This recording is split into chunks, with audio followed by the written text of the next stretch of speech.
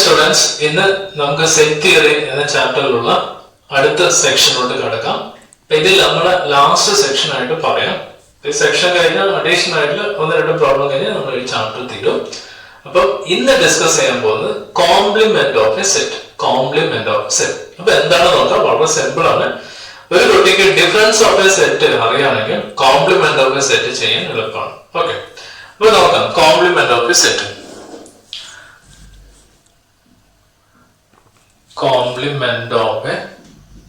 Complement of a set. Complement of a set. Now, let U be the universal set. Universal set. ഇപ്പൊ U എന്ന് കണ്ടു കഴിഞ്ഞാൽ അത് ഏത് തരത്തിലുള്ള സെറ്റ് ആണെന്ന് നോക്കാം. U എന്ന് കാണുവാണെങ്കിൽ അത് ഏത് തരത്തിലുള്ള സെറ്റ് ആണെന്ന് നോക്കാം. U be the universal set and let A be the any set subset of U. A be the any set subset of U. അപ്പൊ ഏതാണ് എന്ത് സെറ്റ് എടുക്കാം, പക്ഷെ U ന് സബ്സെറ്റ് ആയിരിക്കണം. ആ രീതിയിലുള്ള സെറ്റ് ആയിരിക്കണം എന്നാണ് ഇവിടെ പറയുന്നത്. ഇപ്പൊ യു എന്ന് കാണുവാണെങ്കിൽ യൂണിവേഴ്സൽ സെറ്റ് ഐഡന്റിഫൈ ചെയ്യണം. യൂണിയൻ എന്നുള്ള രീതിയിലോട്ട് പോകരുത്. Universal set is the basis of every set. A B the any set which is subset of U ആണ്. Complement of A set A. Complement of A set A is usually denoted by A എഴുതിയിട്ട് ഇങ്ങനെ ഒരു dash എഴുതാം. പിന്നെ old simple എന്ന് പറയുന്നത് ഇങ്ങനെയാണ്. Old simple എന്ന് പറയുന്നത് ഈ മോഡൽ ആയിരിക്കും. Complement of the set A is usually denoted by A dash വായിക്കേണ്ടത് A കോംപ്ലിമെന്റ് എന്ന് വായിക്കണം. ക്വസ്റ്റ്യൻ പേപ്പർ ഇങ്ങനെ കാണുവാണെങ്കിലും കോംപ്ലിമെന്റ് എന്ന ഐഡിയയിൽ യൂസ് ചെയ്യാം. That is A complement equal to set of all x such that x belongs to U and x not element of A. That is set of all elements which are contained in U, but it is not an element of A. U will ഉണ്ടായിരിക്കണം, but A will ഉണ്ടായിക്കൂടാ. ഏറ്റവും simple idea എന്ന് പറയുന്നത് ഈ ഒരു model പഠിച്ചാൽ മതി. X belongs to U, but X not belongs to E. ഇതൊരു standard definition ആണ്.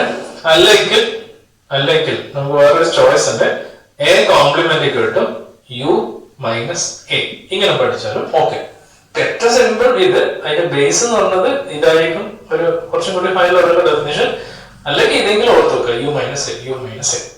അവിടെ ഒരു എക്സ്ട്രാ ആക്കുന്നത് ഇപ്പൊ B complement equal to U minus B ആണ്. C complement equal to U minus C ആണ്. D complement equal to U minus D. അപ്പൊ ഈ രീതിയിൽ നിങ്ങൾക്ക് ഡിഫൈൻ ചെയ്യാൻ പറ്റണം. എങ്കിൽ മാത്രമേ നമുക്ക് ഈ കോംപ്ലിമെന്റ് ക്ലിയർ ആയിട്ട് നമുക്ക് പറയാൻ പറ്റത്തുള്ളൂ. ഓക്കെ, ഇനി അങ്ങനെയാണെങ്കിൽ A complement whole complement equal to dash എന്തായിരിക്കും?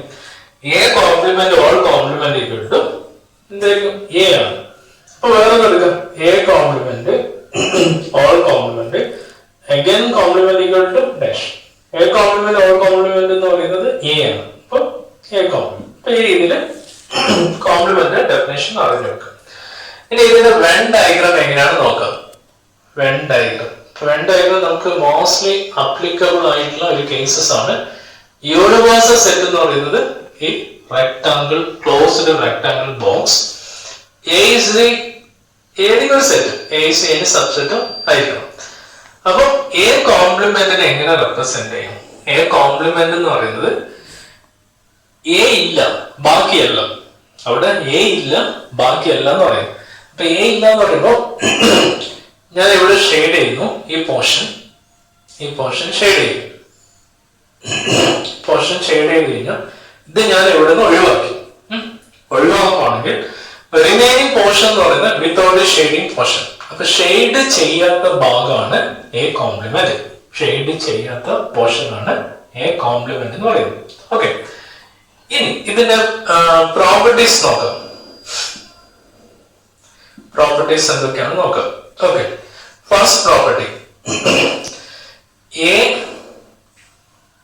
Complement union A, A complement union A.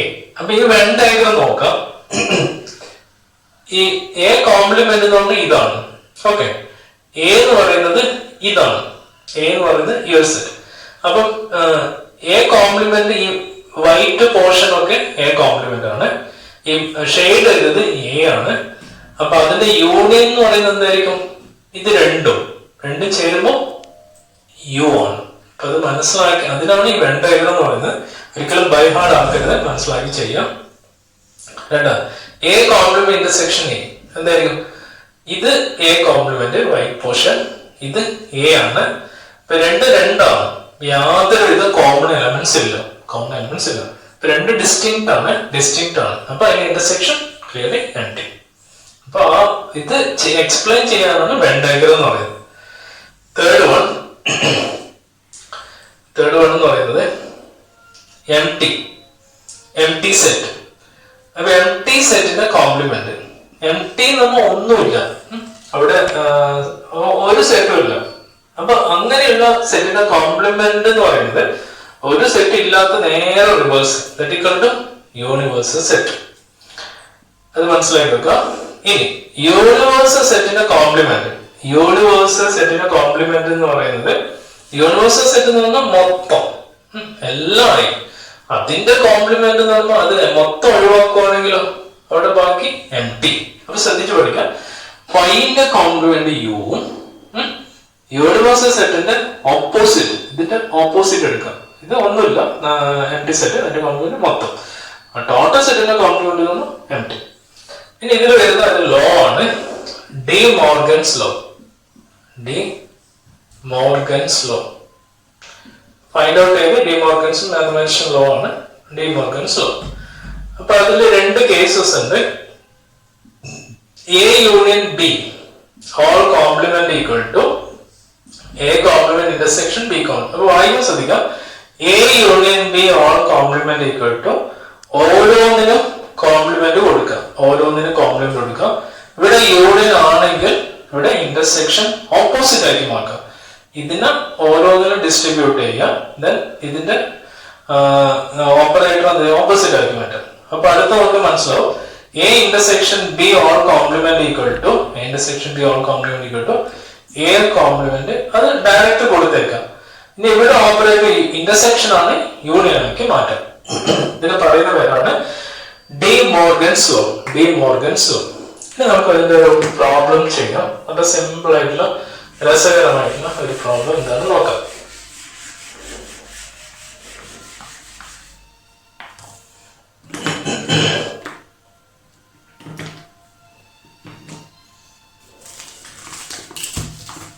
ഇപ്പൊ എക്സസൈസിലുള്ള ഒന്നാമത്തെ ക്വസ്റ്റ്യൻ തന്നെ നമുക്ക് സെലക്ട് ചെയ്യാം. ഒന്നാമത്തെ ക്വസ്റ്റ്യൻ, ലെറ്റ്സ്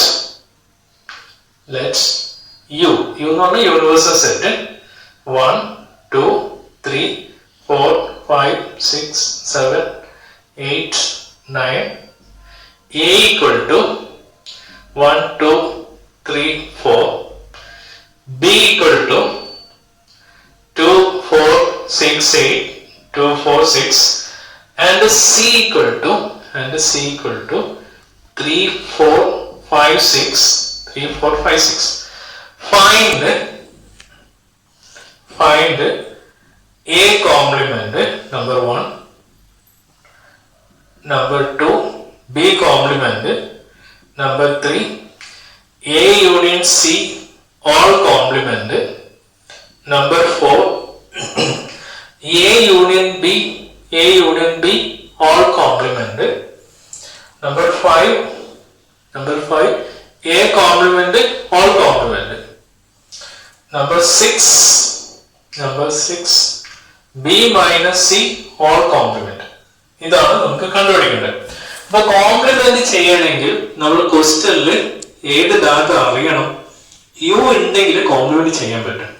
ക്വസ്റ്റ്യൻ യു ഇല്ലെങ്കിൽ ഇറ്റ്സ് നോട്ട് പോസിബിൾ എന്ന രീതി മനസ്സിലാക്കുക. യു നിർബന്ധമായിട്ട് വേണം. ഇനി ഒന്നാമത്തെ ക്വസ്റ്റ്യൻ ചെയ്യാം. ഒന്നാമത്തെ question A complement equal to by definition U minus A. അപ്പൊ യു സബ്സ്റ്റിറ്റ്യൂട്ട് ചെയ്യാം. യു എന്ന് പറയുന്നത് 1 2 3 4 5 6 7 8 9. എ എന്ന് പറയുന്നത് 1 2 3 4. ഇപ്പൊ നോക്കാം ഇതിലുള്ള നമ്പർ ഇതിലുണ്ടോ നോക്കാം. അത് ക്യാൻസൽ ചെയ്യാം. 2 ഉണ്ട്, 3 ഉണ്ട്, 4 ഉണ്ട്. ഇതിൽ ബാക്കി വരുന്ന നമ്പർ ഞാൻ നേരിട്ട് തന്നെ ആൻസർ ചെയ്താൽ ബാക്കി വരുന്ന നമ്പർ 5 6 7 8 9. That's answer. ബാക്കി ഇതിൽ വരുന്നതാണ് എഴുതേണ്ടത്. ഇതിൽ അധികം ആയിക്കോട്ടെ. Number 2 b complement equal to by definition u minus b ആണ്. സോ u എന്ന് പറയുന്നത് 1 2 3 4 5 6 7 8 9. b എന്ന് പറയുന്നത് 2 4 6 8. that equal to ഇവിടെ 2 ഉണ്ട്, 4 ഉണ്ട്, 6 ഉണ്ട്, 8 ഉണ്ട്. ബാക്കി വരുന്നത് 1 3 5 7 9. ബാക്കി വരുന്നത് 9. ഇനി third one A union C whole complement. ഇവിടെ എങ്ങനെ എഴുതാം? എ കോംപ്ലിമെന്റ് എന്ന് പറയുമ്പോൾ യു മൈനസ് ഇവിടെയുള്ള ഈ നമ്പർ എടുത്ത് എഴുതാം. ബി കോംപ്ലിമെന്റ് എന്ന് പറഞ്ഞാൽ യു മൈനസ് ഈ ചിഹ്നം മാറ്റി ബാക്കി എഴുതാം. അപ്പൊ ഇവിടെ എങ്ങനെ എഴുതാം? യു മൈനസ് ഇത് ഒഴിവാക്കാം. അത് അങ്ങനെ എഴുതിയാൽ മതി. A union C U minus ഈ നമ്പർ എഴുതിയാൽ മതി. ഓക്കെ. അപ്പൊ ഇവിടെ എ യൂണിയൻ സി എന്താണെന്ന് അറിയണം. യു എന്ന് പറയുന്നത് 1 2 3 4 5 6 7 8 9. വേഗത്തിൽ എഴുതാം. ആ നമ്പറിന് വെറുതെ സമയങ്ങളുണ്ട്. A union C, A union C. അപ്പൊ യൂണിയൻ ആണ് എഴുതുന്നത്. ഞാൻ നേരിട്ട് എഴുതാൻ പോവാണ്. ബുദ്ധിമുട്ടുള്ള സൈഡിൽ എഴുതി കണ്ടുപിടിച്ച് വാല്യൂ ഇവിടെ എഴുതാം. എ യൂണിയൻ സി വരുമ്പോൾ എയിലും സിയിലുള്ള വാല്യൂ റിപ്പീറ്റ് ചെയ്യാതെ എഴുതാം. എയിലും സിയിലും. അപ്പൊ 1 2 3 4 റിപ്പീറ്റ് ചെയ്തു. 1 ടൈം എഴുതാം. 5 6. ഓക്കെ. ഇനി 1 മുതൽ 6 വരെ കണ്ടിന്യൂഷൻ ആണ്. 1 മുതൽ 6 വരെ കണ്ടിന്യൂഷൻ. അത് ഒഴിവാക്കാം. ബാക്കി വരുന്നത് 7 8 9. That's answer. ഇനി fourth one A union B whole complement. That equal to U minus A union B എന്ന് എഴുതാം. യു എന്ന് പറയുന്നത് 1 2 3 4 5 6 7 8 9. എ യൂണിയൻ ബി എന്ന് പറയുമ്പോൾ എയും ബിയും. ഇപ്പൊ 1 2 3 4 2 4 ഇതിലുണ്ട്. അത് ആവർത്തിക്കാതെ എഴുതാം. 1 2 3 4 4 കഴിഞ്ഞാൽ 6 8. അപ്പൊ അത് അവിടെ ഒഴിവാക്കാം. 1 2 4 വരെ ഒഴിവാക്കി 6 ഒഴിവാക്കാം, 8 ഒഴിവാക്കാം. അപ്പൊ ബാക്കി വരുന്നത് 5 7 9 അല്ലെ? 5 7 9. That's answer. അടുത്ത fifth one A complement whole complement. നമുക്ക് ഇതിന്റെ ആൻസർ അറിയാം. എ കോംപ്ലിമെന്റ് ഹോൾ കോംപ്ലിമെന്റ് എന്ന് പറഞ്ഞാൽ എ ആണ്. എന്റെ ആൻസർ 1 2 3 4. അതാണെന്ന് ചെക്ക് ചെയ്യുക. അത്രേ ഉള്ളൂ. അപ്പൊ ബൈ ഡെഫിനിഷൻ യു മൈനസ് ഈ ഒരു കോംപ്ലിമെന്റിന്റെ ചിഹ്നം ഒഴിവാക്കുക. ഇതിന്റെ ചിഹ്നം ഒഴിവാക്കിയിട്ട് ബാക്കി എന്താണോ നമ്മൾ കയ്യിലുള്ളത്, ബാക്കി എന്താണോ നമ്മൾ അതിവിടെ എഴുതാം. അപ്പൊ എ കോംപ്ലിമെന്റ് ഇങ്ങനെ എഴുതുന്നത്. ഓക്കെ. അപ്പൊ ഇവിടെ A union B whole complement വരുമ്പോൾ യു മൈനസ് ഈ ചിഹ്നം ഒഴിവാക്കുമ്പോൾ എ യൂണിയൻ ബി. ഇതിൽ ഈ ചിഹ്നം ഒഴിവാക്കുമ്പോൾ എ കോംപ്ലിമെന്റ്. അപ്പൊ യു എന്ന് പറയുമ്പോൾ 1 2 3 4 5 6 7 8 9 മൈനസ് എ കോംപ്ലിമെന്റ് എന്ന് പറയുമ്പോൾ നമ്മൾ ഓൾറെഡി ഇവിടെ ചെയ്തിട്ടുണ്ട്. ഫസ്റ്റ് ആൻസർ ആണ്. 5 6 7 8 9. അതാണ് എ കോംപ്ലിമെന്റ്. അപ്പൊ 5 മുതൽ 9 വരെ വേണ്ട. അപ്പൊ ബാക്കി വരുന്നത് 1 2 3 4. അതാണ് ആൻസർ. ഇനി seventh one B minus C whole complement. B minus C whole complement. അപ്പൊ B minus C whole complement equal to U minus B minus C വരും. അപ്പൊ ഇവിടെ ബി മൈനസ് സി സെപ്പറേറ്റ് ചെയ്യണം. യു നിങ്ങൾക്കറിയാം, ബി മൈനസ് സി സെപ്പറേറ്റ് ചെയ്യണം. അപ്പൊ ഞാൻ ഇവിടെ ബി മൈനസ് ഇവിടെ എഴുതാണ്. B minus C equal to B എന്ന് പറയുന്നത് 2, 4, 6, 8. ഇതാണ് നമ്മൾ മേജർ എന്ന് പറയുന്നത്. സി എന്ന് പറയുന്നത് 3, 4, 6 ആണ്. ഇപ്പൊ 3 ഉണ്ടോ നോക്കാം, പ്രശ്നമില്ല. 4 ഉണ്ടോ ഒഴിവാക്കാം, 5 ഉണ്ടോ ഇല്ല, 6. ഇപ്പൊ ഇവിടെ ബാക്കി വരുന്ന ഇതിൽ ബാലൻസ് എന്താണ് ഇതൊന്നും നോക്കണ്ട. ഇതിൽ ബാലൻസ് എന്ന് പറയുമ്പോൾ 2, 8 ആണ്. 2, 8 ആണ്. അപ്പൊ ഇതാണ് ബി മൈനസിന്റെ ആൻസർ. അപ്പൊ ഇതാണ് ഇവിടെ എഴുതേണ്ടത്. That equal to 1, 2, etc. 9 ഇങ്ങനെ എഴുതാം. അതാണ് ഞാൻ ഇവിടെ ഇങ്ങനെ എഴുതുന്നത്. അവിടെ കിട്ടിയ ആൻസർ 2, 8 ആണ്. തുടർച്ചയായ നമ്പർ ആകുമ്പോൾ നമുക്ക് എക്സെട്ര ഇട്ട് എഴുതാം. ഇപ്പൊ 2, 8 ഇവിടെ ഉണ്ട്. അത് ഒഴിവാക്കി ബാക്കി എഴുതാം. 1, 2 ഒഴിവാക്കി 3, 4, 5, 6, 7, 8 ഒഴിവാക്കണം. That's it. Answer. വളരെ സിമ്പിൾ ആയിട്ട് ഏത് കുട്ടിക്കും എട്ടാം ക്ലാസ്സിലുള്ള പ്രോബ്ലംസ് ആണ് കോംപ്ലിമെന്റ് ഓഫ് ദ സെറ്റ് എന്ന് പറയുന്നത്. Complement of the set define ചെയ്യുമ്പോൾ നിങ്ങൾ കാണേണ്ടത് ഏത് രീതിയിലായിരിക്കണം? വെൻ ഡയഗ്രാം എന്ന മെത്തേഡിൽ നിങ്ങൾ ആ കോംപ്ലിമെന്റിന്റെ ഐഡിയ നിങ്ങളിലോട്ട് കൊണ്ടുവരാം. അപ്പൊ ഒരു റെക്ടാങ്കിൾ ബോക്സ് എന്ന് പറയുമ്പോൾ യൂണിവേഴ്സൽ സെറ്റ് ആണ്. അതിനകത്ത് ഒരു സെറ്റ് ഉണ്ട്, നോൺ എംപ്റ്റി സെറ്റ് ഉണ്ട്. ആ സെറ്റ് എന്ന് പറയുന്നത് ആ യൂണിവേഴ്സൽ സെറ്റിന്റെ സബ്സെറ്റ് ആണ്. ദെൻ എ കോംപ്ലിമെന്റ് എന്ന് പറയുമ്പോൾ അതിലുള്ള സർക്കിൾ സബ്സെറ്റ് എന്ന് പറയുന്നത് സർക്കിൾ ഫോം ആണ്, ക്ലോസ്ഡ് ഫിഗർ ആണ്. സർക്കിൾ എന്ന് പറയുന്നില്ല, ഒരു ക്ലോസ്ഡ് ഫിഗർ ആണെന്ന് ഞാൻ പറയുന്നത്. ആ ക്ലോസ്ഡ് ഫിഗർ അതിൽ നിന്ന് ഒഴിവാക്കി കഴിഞ്ഞാൽ ബാക്കി വരുന്ന വൈറ്റ് പോർഷൻ ആണ് എ കോംപ്ലിമെന്റ്. അവിടെ നമുക്ക് ബി കോംപ്ലിമെന്റ് ഡിഫൈൻ ചെയ്യാം, എന്ത് വേണം ഡിഫൈൻ ചെയ്യാം. അവിടെ നമ്പർ വെറുതെ കൊടുത്തത് മാത്രമേ ഉള്ളൂ. എപ്പോഴും എ തന്നെ വരണമെന്നില്ല. കോംപ്ലിമെന്റ് നമ്പർ ഒക്കെ ആൽഫബറ്റ് മാറും, മൈനസ് വരണം. ഇതാണ് കോംപ്ലിമെന്റിന്റെ ഫസ്റ്റ് പ്രോബ്ലം ചെയ്യുന്നത്. ഇനി ഇതിന്റെ കണ്ടിന്യൂഷൻ ആയിട്ട് കുറച്ച് പ്രോബ്ലംസ് ഉണ്ട്.